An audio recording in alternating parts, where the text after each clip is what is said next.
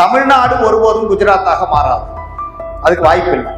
தமிழ்நாட்டிற்குள் இவர்கள் குஜராத்தை போன்ற ஒரு சூழலை ஏற்படுத்தலாம் என்று கனவு கண்டால் அது நிச்சயமாக ஏற்படுத்தும். மொழிகளை கடந்து, இனத்தை கடந்து, மதத்தை கடந்து, ஜாதியை கடந்து தமிழர்களாக ஒன்றுபட்டு இருக்கிற வாய்ப்பு நமக்கு இருக்கிறது. எல்லாம் சரி.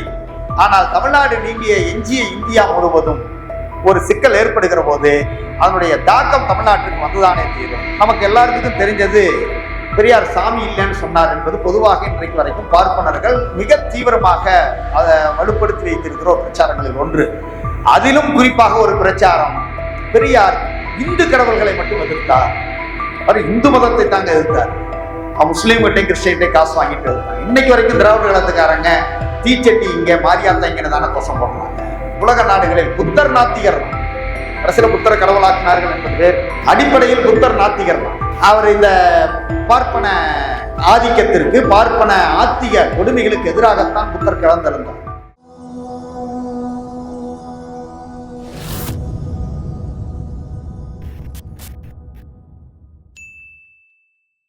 தமிழ்நாட்டை பொறுத்த வரைக்கும் தேர்தல் களமாக இருந்தாலும் கூட ஜனநாயக ரீதியிலான தீர்ப்புகளை அளிப்பதில் தமிழ்நாட்டு மக்கள் எப்போதும் அரசியலில் ஒரு மாறுபட்ட கருத்துக்களை எடுத்து விடுவதில்லை. எதேச்சையாக சொல்லுவாங்களா ஆங்கிலத்தில், அன்பார்ச்சுனேட்லி எதிர்பாராத விதமாக நடந்து விடுகிற சூழல்களில் சில நேரங்களில் மக்கள் தீர்ப்பு மாறிவிடலாம். ஆனால் மிக சாதாரணமான முறையில் மக்களை பொறுத்த வரைக்கும் மிக சரியாக தேர்வு செய்கிற ஒரு அரசியல் புரிதல் தமிழ்நாட்டில் இருக்கு. அதனாலதான் தமிழ்நாட்டு அரசியல் களம் எப்போதும் சமூக நீதியை ஆதரித்து நிற்கிற அரசியல் களமாக, ஜனநாயகத்தை ஆதரித்து நிற்கிற அரசியல் களமாக, மக்களுடைய ஒற்றுமையை வலியுறுத்துகிற அரசியல் களமாக இது எப்பவுமே இருந்துகிட்டு இருக்கு. இந்திய அரசியலமைப்பு சட்டம் சொல்லி இருக்கிற மதச்சார்பின்மையை, ஜனநாயகத்தை தமிழ்நாட்டு அரசியல் களம், இந்திய துணைக்கண்டத்திலேயே தமிழ்நாட்டு களம் தான் அதை பாதுகாத்துக் கொண்டிருக்கும். இது வழக்கமாகவே. இதற்கு நமக்கு ஒரு 100 ஆண்டு கால வரலாறு நமக்கு இருக்கு. இன்னும் சொல்ல போனால் 1000 ஆண்டு கால பண்பாடு நமக்கு இருக்கு. நமக்கு அது பெரிய பண்பாட்டு தளத்திலிருந்து நாம் வந்தவர்கள் தமிழர்கள். யாதும் ஊரே யாவரும் கேளீர் என்று சொன்னவர்கள் நம்ம தான். பிறப்புக்கும் எல்லா உயிருக்கும் என்று 2000 வருடத்திற்கு முன்னால் பேசியவர்களும் நம்ம தான். நமக்கு ஒரு பண்பாட்டு அடையாளம் நமக்கு இருக்கு. இன்றைக்கு கூட தமிழ்நாட்டினுடைய தெற்கு எல்லையில் இருந்து தருமபுரி மாவட்டம் வரைக்கும், வடக்கு எல்லை வரைக்கும் இருக்கிற பகுதிகளில் ஆங்காங்கு கிடைக்கக்கூடிய தொல்பொருள் ஆய்வுகள் எல்லாம் கூட நம்முடைய நாகரிகத்தை, நம்முடைய வளமான பண்பாட்டை எடுத்து காட்டுகிற ஒரு செய்தியாக, நிகழ்வாக நம்ம பார்த்துக்கிட்டு இருக்கிறோம். அதுவும் இப்போது நடந்து கொண்டிருக்கிற திராவிட மாடல் ஆட்சி வந்ததற்கு பிறகு இந்த தொல்பொருள் ஆய்வுகளுக்கெல்லாம் மிக வேகமான முன்னெடுப்புகளை அல்லது ஆதரவுகளை ஏற்படுத்தி கொடுத்து அதில் தமிழர்களுடைய பண்பாட்டு அடையாளங்களை எல்லாம் இன்றைக்கு இந்தியாவுக்கே நம்முடைய முதலமைச்சர் அண்ணன் ஸ்டாலின் அவர்கள் சொல்லுவார்கள், இந்தியாவினுடைய வரலாறு தெற்கிலே இருந்து எழுதப்படும், தெற்கிலே இருந்து சொல்லப்படுகிற வரலாறு தான் இந்தியாவினுடைய வரலாறு என்பதை நம்முடைய நாகரிகங்கள் அடையாளப்படுத்தி கொண்டிருக்கின்றன. அப்படிப்பட்ட ஒரு சூழல் நமக்கு இருக்கு.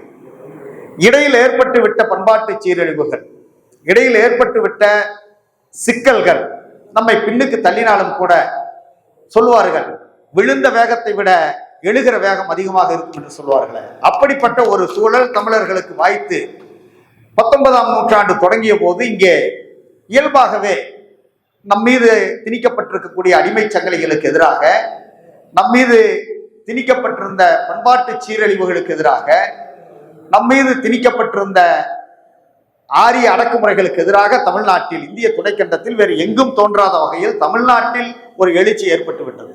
அப்ப இந்தியாவில் எங்கேயுமே அப்படிப்பட்ட ஒரு உணர்ச்சியோ எழுச்சியோ உருவாகவில்லை. தோழர்களே, 19ஆம் நூற்றாண்டினுடைய தொடக்கத்தில் தொடங்கிய அந்த வேகம் ஏறக்குறைய நாம் கடந்து வந்திருக்கிற இந்த 1 நூற்றாண்டு கால இடைவெளியில் மிகப்பெரிய மாற்றத்தை இந்திய துணைக்கண்டத்தில் தமிழ்நாடு அடைந்திருக்கிறது. இன்றைக்கும் தொடர்ச்சியாக அந்த முன்னேற்றத்தை நோக்கி தமிழ்நாடு நகர்ந்து கொண்டிருக்கிறது. ஆனால் நாம் இந்திய துணைக்கண்டத்தினுடைய அரசியலமைப்பு சட்டத்திற்குள் நாம் நின்று கொண்டிருக்கிறோம். இந்திய ஒன்றியம் முழுமைக்குமான சட்ட வளையத்திற்குள் தான் தமிழ்நாடும் இருக்கிறது. இன்றைக்கு தமிழ்நாட்டில் ஜனநாயகத்தை பற்றி, தமிழ்நாட்டிற்குள் சமூக நீதியை பற்றி நாம் வலியுறுத்த வேண்டிய தேவை இருக்கிறதா என்று சொன்னால், நான் கடந்த தேர்தல் காலத்தில் கூட தோழர்களிடத்தில் பேசுகிற போது சொல்லிக் கொண்டிருந்தேன், தமிழ்நாடு ஒருபோதும் குஜராத்தாக மாறாது. அதுக்கு வாய்ப்பில்லை. தமிழ்நாட்டிற்குள் இவர்கள் குஜராத்தை போன்ற ஒரு சூழலை ஏற்படுத்தலாம் என்று கனவு கண்டால் அது நிச்சயமாக ஏற்படுத்தாது. ஆனால் தமிழ்நாடு நீங்கிய ஒட்டுமொத்த இந்தியாவும் குஜராத்தாக மாறிவிடுகிற போது தமிழ்நாட்டினுடைய நிலை என்னவாகும்? நமக்கு அதுல சிக்கல் இருக்கு. அப்ப நமக்கு பிரச்சனை இல்லை. இங்கே சமூக நீதி தலைத்து இருக்கிறது, இங்கே மதசார்பின்மை பாதுகாக்கப்பட்டிருக்கிறது, மொழிகளை கடந்து, இனத்தை கடந்து, மதத்தை கடந்து, ஜாதியை கடந்து தமிழர்களாக ஒன்றுபட்டு இருக்கிற வாய்ப்பு நமக்கு இருக்கிறது. எல்லாம் சரி. ஆனால் தமிழ்நாடு நீங்கிய எஞ்சிய இந்தியா முழுவதும் ஒரு சிக்கல் ஏற்படுகிற போது அதனுடைய தாக்கம் தமிழ்நாட்டிற்கு வந்துதானே தீரும். அப்ப பக்கத்து வீட்டில் எரிகிற நெருப்பை அணைக்கிற வேலையை செய்வது என்பது அவங்களுக்கு செய்யற நல்லதாங்கிறத விட அந்த நெருப்பு நம்ம மேல பற்றிவிடக் கூடாது என்கிற முன்னெச்சரிக்கை இயல்பாகவே நமக்கு இருக்கும்.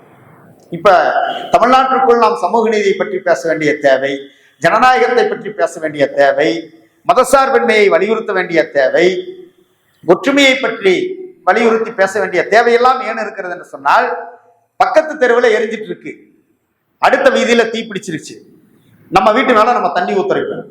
இதை வலிமையா செஞ்சாக வேண்டிய அவசியம் இருக்கு. இப்போது நேற்றைக்கு உச்ச நீதிமன்றம் நம்முடைய மேலாள் அமைச்சர் செந்தில் பாலாஜி அவர்கள் மீதான வழக்கில் அந்த சட்ட ரீதியாக இருக்கிற சிக்கல்கள் குறித்து தோழர் சித்திக் அவர்கள் விரிவாக சொல்வார்கள். அந்த வழக்கில் நான் பேசுகிற போதே சொன்னேன், சித்திக் அவர்களிடத்துல சொன்னேன், சட்டம் அதில் இருக்கிற சிக்கல்கள் சரி தவறெல்லாம் உங்களுக்கு தெரியும். நாங்கள் இயல்பாக என்னுடைய பார்வை அரசியல் ரீதியாக இந்த பிரச்சனையில என்ன சிக்கல் இருக்கு, அரசியல் கண்ணோட்டத்தில் இன்னும் ஒரு படி கூடுதலாக சொன்னால், தந்தை பெரியார் நமக்கு எல்லாருக்கும் தெரிஞ்சது பெரியார் சாமி இல்லைன்னு சொன்னார் என்பது பொதுவாக இன்றைக்கு வரைக்கும் பார்ப்பனர்கள் மிக தீவிரமாக அதை வலுப்படுத்தி வைத்திருக்கிற ஒரு பிரச்சாரங்களில் ஒன்று. அதிலும் குறிப்பாக ஒரு பிரச்சாரம், பெரியார் இந்து கடவுள்களை மட்டும் எதிர்த்தார், அவர் இந்து மதத்தை தாங்க எதிர்த்தார், முஸ்லீம்கிட்டையும் கிறிஸ்டியன்ட்டையும் காசு வாங்கிட்டு எதிர்த்தாங்க. இன்னைக்கு வரைக்கும் திராவிட கழகத்துக்காரங்க தீச்சட்டி இங்க மாரியாத்தா இங்கன்னு தானே கோஷம் போடுறாங்க. இன்றைக்கும் திராவிட கழகத்துக்காரர்கள் தீ மிதிக்கிறதைக்கான காட்டு மிராட்டித்தனம் என்று சொல்லுகிறார்கள் என்கிற ஒரு பிரச்சாரத்தை வலிமையாக முன்வைத்து ஏறக்குறைய நம்மாட்களே சில நேரங்களில் நம்ம கிட்டேயே கேட்பாங்க, ஏங்க முதலமைச்சர் தீபாவளிக்கு ஒரு வாழ்த்து சொன்னேன், ரொம்ப சங்கடப்பட்டு கேட்கிறாங்க. இவங்க வாழ்த்து போடுறாங்க, சோசியல் மீடியால போட்டுக்கிறாங்க, இவர்களுடைய கவலை நம்ம முதலமைச்சரும் சொன்னால் என்ன அப்படின்லாம் கவலைப்படுறாங்க. அந்த அளவுக்கு ஒரு நீங்க பார்ப்பனர்களை பெரியார் தான் சொல்லுவார், டெடிகேட்டட் மைனாரிட்டின்னு சொல்லுவார் பெரியார், டெடிகேட்டா இருக்கு. அந்த அளவுக்கு பிரச்சாரத்தை கிடைக்கிற இடத்துல கொண்டு போய் சேர்த்துறான், வலிமையாக கொண்டு போய் சேர்த்து வச்சுறான். சில நேரங்கள்ல நம்ம ஆட்களே மயங்கிடுறாங்க, நம்ம ஆட்களுக்கு அந்த தயக்கம் வந்துருது, ஒருவேளை அவன் சொல்றது சரியா இருக்குமோ என்று. அப்படியான தயக்கங்கள் வந்த காரணத்தினாலதான் இந்த நாட்டில் ராமாயணமும் மகாபாரதமும் உயிரோடு இருக்கு இன்னைக்கு வரைக்கும். இந்த தயக்கம் தான், ஒருவேளை அது உண்மையாக இருக்குமோ என்கிற தயக்கம். இப்படிப்பட்ட ஒரு சிக்கலான சூழலில் தான் நம்ம பிரச்சனையை பார்க்கலாம். அப்ப பெரியார் என்கிறவர் வெறுமனே கடவுளை மறுத்தாரா எதிர்த்தாரா என்று பார்த்தால், பெரியார் கடவுளை மறுத்தார், அதை யாரும் ஒண்ணு இல்லான்னு சொல்ல, கடவுளை மறுத்தார். பெரியார் பேசிய அந்த நாத்திகத்திற்கும், இங்கர்சால் கடவுள் மறுப்பாளர், அது உங்களுக்கு தெரியும் பலருக்கு. ராபர்ட் இங்கர்சால் அமெரிக்காவினுடைய மிகப்பெரிய நாத்திக பிரச்சாரகர், பகுத்தறிவு பிரச்சாரகர், அவர் கடவுள் மறுப்பாளர். Why I am not a Christian, நான் ஏன் கிறிஸ்தவன் அல்ல என்று வெளிப்படையாக கேள்வியை எழுப்பி அதை பேசி அதையே பிரச்சாரமாக வாழ்நாள் முழுவதும் பிரச்சாரமாக்கி கொண்டு அதை பற்றிய ஒரு புத்தகம் கூட எழுதி இருக்கக்கூடிய எழுத்தாளர், பகுத்தறிவாளர், ஆய்வாளர், தொலைநோக்கு சிந்தனையாளர் என்று போற்றப்படுகிற ஃபெர்ரன் ரஷல் இங்கிலாந்து நாட்டினுடைய மிகப்பெரிய நாத்திகராக அறியப்படுகிறார். இப்படி பல நாடுகளில், உலக நாடுகளில் புத்தர் நாத்திகர் தான். அரசியல புத்தரை கடவுளாக்கினார்கள் என்பது வேறு, அடிப்படையில் புத்தர் நாத்திகர் தான். அவர் இந்த பார்ப்பன ஆதிக்கத்திற்கு, பார்ப்பன ஆத்திக கொடுமைகளுக்கு எதிராகத்தான் புத்தர் கிளந்திருந்தார். இது ஒரு பக்கம். இங்கர்சாலும் ஃபெர்ரன் ரஷலும் பேசிய நாத்திகத்திற்கும் தந்தை பெரியார் பேசிய நாத்திகத்திற்கும் ஒரு சின்ன வேறுபாடு இருக்கு, நுட்பமான வேறுபாடு இருக்கு. என்ன வேறுபாடு அப்படின்னா, அவங்க சயின்டிபிக்கலா பேசினாங்க, அறிவியல் பூர்வமாக பேசினார்கள் நாத்திகத்தை. நான் ஏன் இந்த சப்ஜெக்டை இதை பொருத்தி காட்டுறேன் அப்படின்னு சொன்னால், அவர்கள் அறிவியல் பூர்வமாக நாத்திகம் பேசினார்கள். உலகம் தட்டேன்னு பைபிள் சொல்லுது, ஆனால் உலகம் உருண்டேன்னு அறிவியல் நிரூபிச்சதற்கு பிறகு எதுக்கு நீ உலகம் தட்டேன்னு சொல்றேன்னு பைபிளை கேள்வி கேட்டார் ராபர்ட் இங்கர்சால். அப்படி கேள்வி கேட்டவர். அவர்கள் பேசிய நாத்திகம் அறிவியல் பூர்வமான நாத்திகம். தந்தை பெரியார் எளிமையாக கேட்டார், ஒரு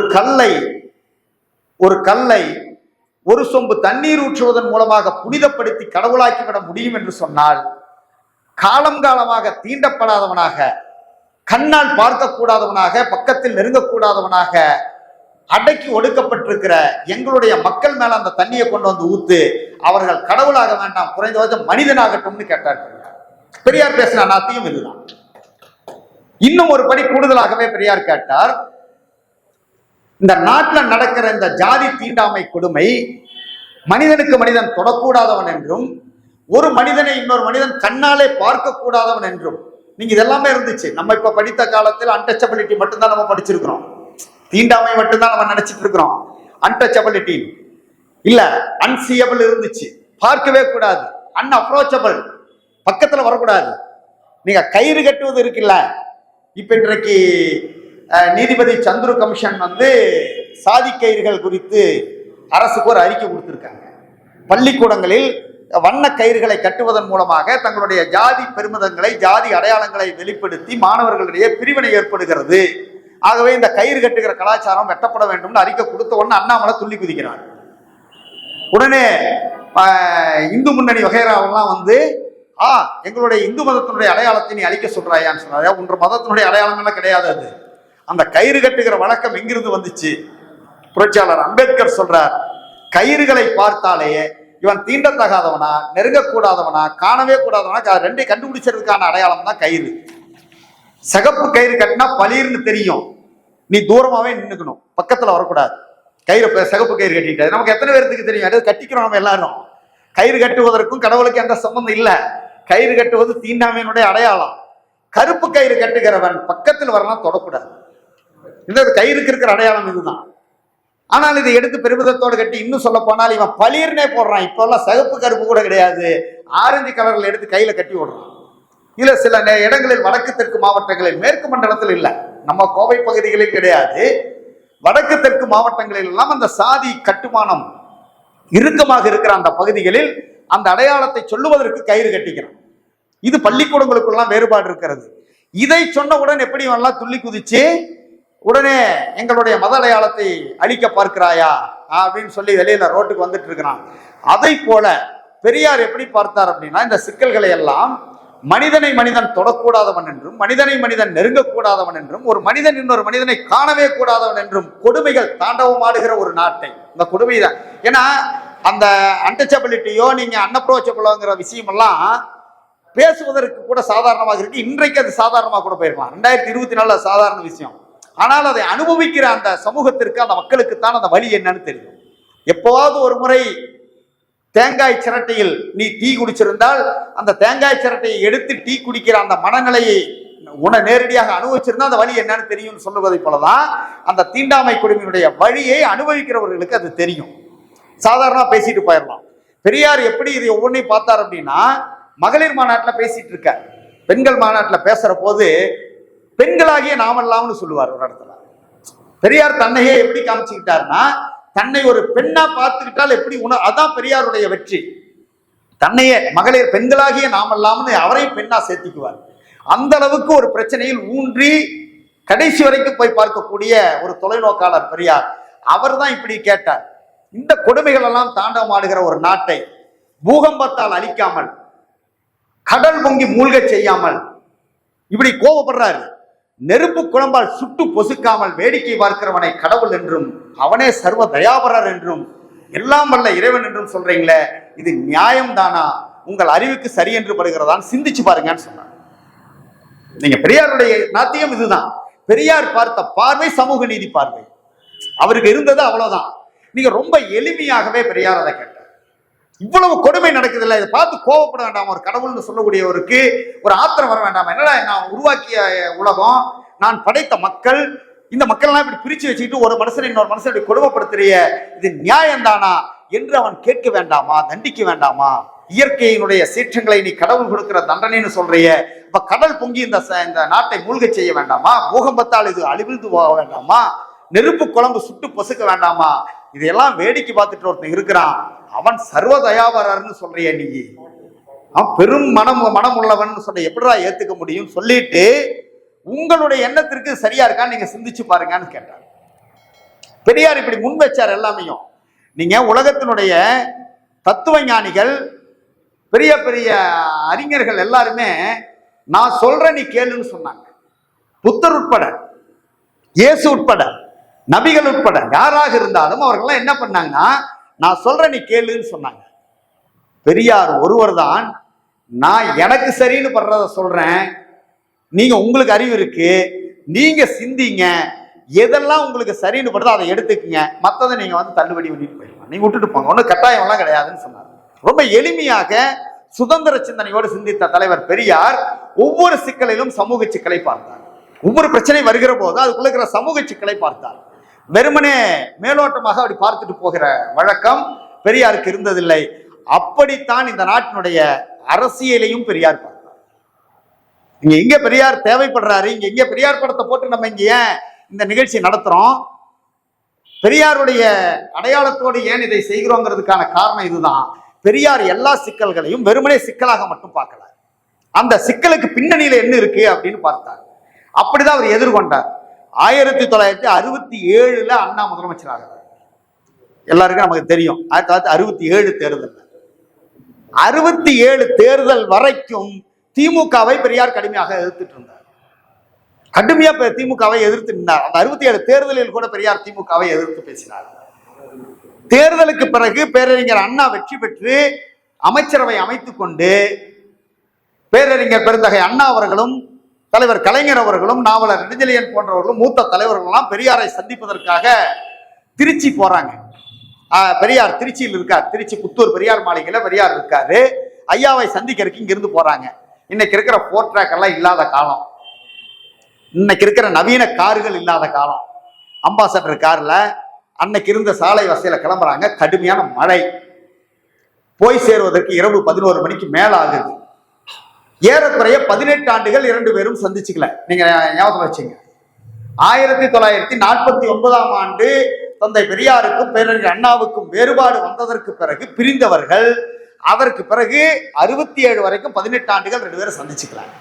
கடைசியாக அந்த 67 தேர்தல் பிரச்சார களத்தில் கூட ஒரு ரயில்வே கிராசிங்ல அந்த பக்கத்துல பெரியார் வண்டி, திமுகவுக்கு எதிராக பிரச்சாரத்தை அவர் நடத்திட்டு வர்றார். பெரியார் வண்டி ரயில்வே கிராசிங்ல அந்த பக்கம் நிக்குது. இந்த பக்கத்துல அண்ணா வாகனத்துல உட்கார்ந்துருக்கார் தோழர்களோட. பெரியார் வண்டியை பார்த்துட்டு அங்க கொய்யாக்காய் விற்று கொண்டு வந்த 2 பெண்மணிகளை கூப்பிட்டு அவரிடத்தில் பணம் கொடுத்து 2 கூடை கொய்யா பழங்களை அந்த வண்டியில் இருக்கிற ஐயாவிடத்துல போய் கொடுத்துருங்கன்னு அண்ணா சொல்றாரு. இந்த பக்கத்தில் இருந்து அவர்களுடைய உறவும் நட்பும் எவ்வளவு வலிமையானது என்பதற்காக நான் அந்த செய்தியை சொல்றேன். கொடுத்துருங்கன்னு சொல்றாரு. அப்படி இவர் சொல்லி பணம் கொடுத்து அவர்கள் கொண்டு போய் வண்டிக்கு, அந்த பெரியாருடைய வண்டியில் கொய்யா பழங்களை கொடுக்கிறார்கள்.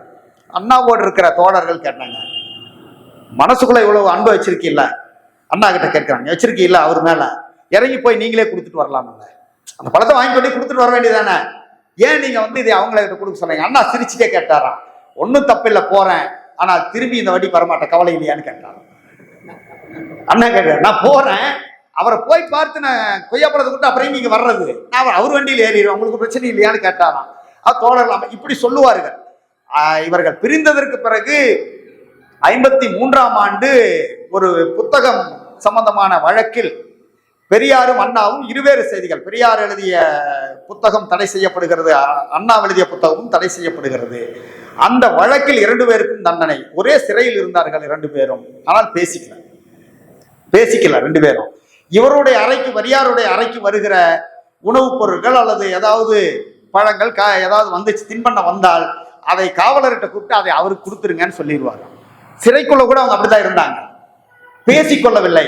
ஆனால் 18 ஆண்டுகளுக்கு பிறகு இந்த தேர்தல் வெற்றிக்கு பிறகு அண்ணா சந்திக்க வருகிறேன் என்று சொன்ன போது பெரியார் வரவேற்கிறார். அதனால 2 இயக்கத்தினுடைய தொண்டர்களும் திருச்சியில குழுமி இருக்கிறாங்க. திமுக தோழர்களும் நிறைந்து இருக்கிறாங்க, திராவிட தோழர்களும் நிறைந்து இருக்கிறார்கள். பெரிய கூட்டம். இரவு 11 மணிக்கு மேல் வர்றார். வழக்கம் போல் பெரியாருடைய அவருடைய வழக்கப்படி வாசல் வரைக்கும் வந்து வரவேற்கிறார் அண்ணாவை. வயது முதிர்ந்த நிலைமையில யாராக இருந்தாலும் எழுந்து நின்று வரவேற்கிற வழக்கம் தந்தை பெரியாருக்கு இருந்தது. வாங்கன்னு கும்பிட்டு வரவேற்பார், மதிப்பு தருவார். அதான் பெரியார் இயக்கங்களோடு நோக்கி எங்களை போன்றவர்கள் உள்ள வருவதற்கு அது ஒரு காரணமாக இருந்தது. பள்ளிக்கூடத்துல படிக்கிற காலத்துல ஈழப் போராட்டத்துக்கு வந்து திராவிடர் கழக தோழர்களோடு பயணிக்கிற போது அவர்கள் எங்களை இடத்துல சின்ன பசங்க ட்ரௌசர் போட்டு இருக்கிற பசங்களை பார்த்து எங்களை பார்த்து வாங்க நாகராஜன் உட்காருங்க அப்படின்னு சொல்றாங்க. அது பெரிய வியப்பாக இருந்துச்சு. இன்னும் இவ்வளவு தூரம் அந்த அண்ணன்லாம் நம்மளை வாங்கன்னு கூப்பிடுறாங்களே அப்படின்னு ரொம்ப ஆச்சரியமா இருந்தது. அதுதான் ஈர்ப்பை ஏற்படுத்தியது. அது திராவிட இயக்கத்தினுடைய அடிப்படை, மரியாதை கொடுப்பது என்பது. துண்டு போடுகிற வழக்கம் ஏன் கூட்டத்தில் நம்ம துண்டு போடுறோம் அப்படின்னா, துண்டு போட முடியாது. நமக்கெல்லாம் தோல்ல துண்டு போட்டுக்கிற உரிமை கிடையாது இந்த மண்ணில். இந்த சனாதன அமைப்பு தோளில் துண்டு போட்டுக் கொள்ள முடியாது. துண்டு இடுப்புல கட்டிக்கலாம், இல்லாட்டி கக்கத்துல வச்சுக்கலாம். துண்டு தோளில் போட முடியாது. கவிஞர் இன்குலாப் அவர்கள் தான் ஒரு கவிதையில் சொல்லுவார், தோளில் கிடக்கும் துண்டை எடுத்து மன்னிக்கணும், கக்கத்தில் இருக்கும் துண்டை எடுத்து தோள்களில் போட்டு கட்டி இருக்கும் கைகளை வீசி நட. கக்கத்தில் இருக்கும் துண்டை எடுத்து தோள்களில் போட்டு கட்டி இருக்கும் கைகளை வீச, கையை கட்டிடுறவனோ வேண்டாம், வீசி நட, முடிந்தால் கட்டச் சொன்னவன் முகத்தில் வீசு என்றவர் பெரியார். அது பெரியார் சொன்னார். அப்படிதான் இந்த மண்ணில் யாரெல்லாம் கக்கத்தில் துண்டை வச்சுக்கிட்டு கையை கட்டினானோ அவனையெல்லாம் கூப்பிட்டு துண்டை தூக்கி தோல்ல போடுறா, கையை வீசி நட, எவன் கட்ட சொன்னானோ அவனோட முகத்தில் வீசு கையன்னு சொன்னவர் பெரியார். இந்த மண்ணில் சொல்லி கொடுத்தவர். இது பெரியாருடைய அப்ரோச், தான் பெரியாருடைய அணுகுமுறை. இந்த சமூக நீதி கண்ணோட்டம் தான் தந்தை பெரியாரை, அவர் எடுக்கிற முயற்சிகளை, அவர் பேசுகிற பேச்சுகளை வெகுஜனத்தினுடைய கருத்தாக மாற்றியது.